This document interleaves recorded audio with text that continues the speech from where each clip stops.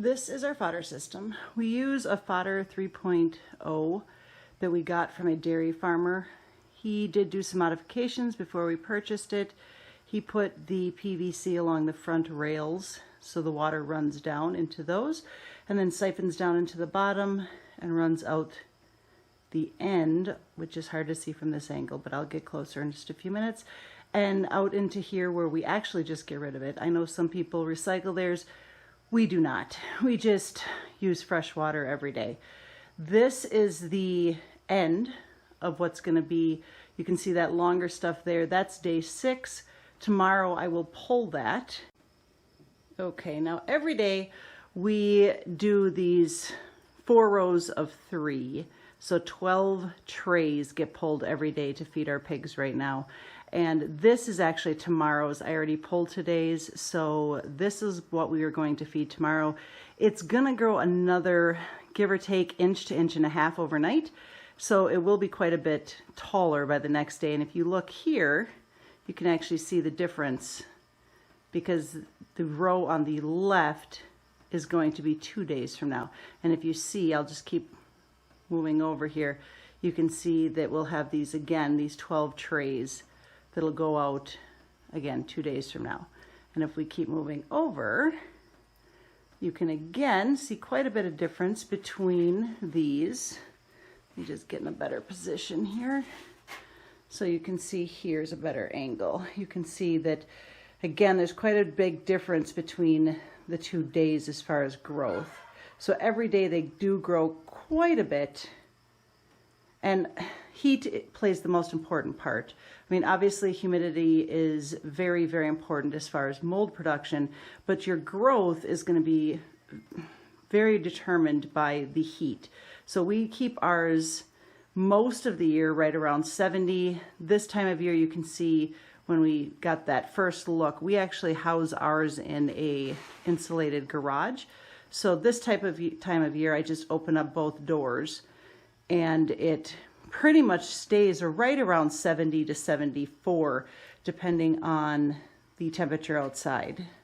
Now, this time of year, again, I'm shutting the doors at night because it gets cool at night and I want to keep that heat up there. If the heat drops down to even 68, you're going to lose a lot of growth overnight. All right, now I walked down just a little bit farther. Here's probably where I should have started, but these trays are empty. This is what I pulled from today. Now, if you look here, this is what I just spread today. And you can see there's just a little bit of sprouts forming. It's kind of hard to see on these at this moment, but there's a little bit of a sprout forming. Let me get a little closer. Let's see if we can.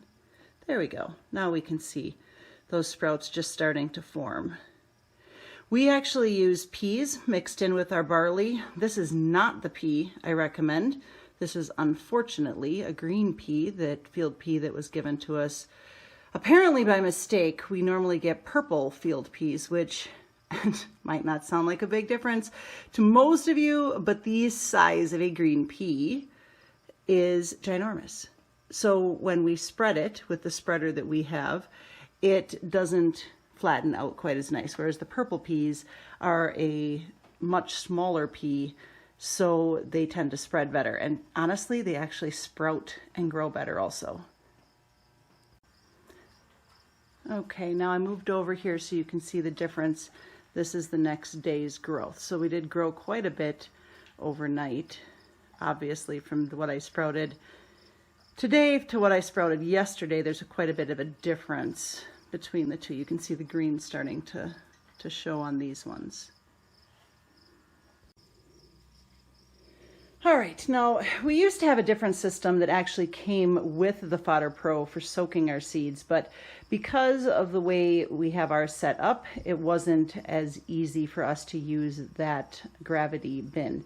So what we have done is found that if we soak our 50 pounds of 50 pounds of barley with our 2 pounds of peas every day in these buckets, we get the same results.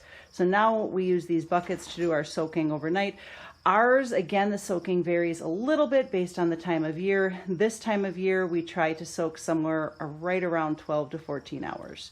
And then what I will do, which obviously has been done already, I dump it into this wheelbarrow. It hangs out in here, draining from the holes that have been drilled into the wheelbarrow, drains for the night, and then the next morning I will spread this onto the open trays.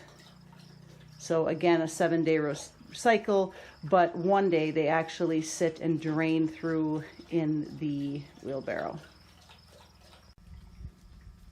Here's just a quick view of our entire system all the way from one end to the other, and you can see it does encompass the entire side of our garage, which is no longer a garage. It is absolutely just the fodder unit.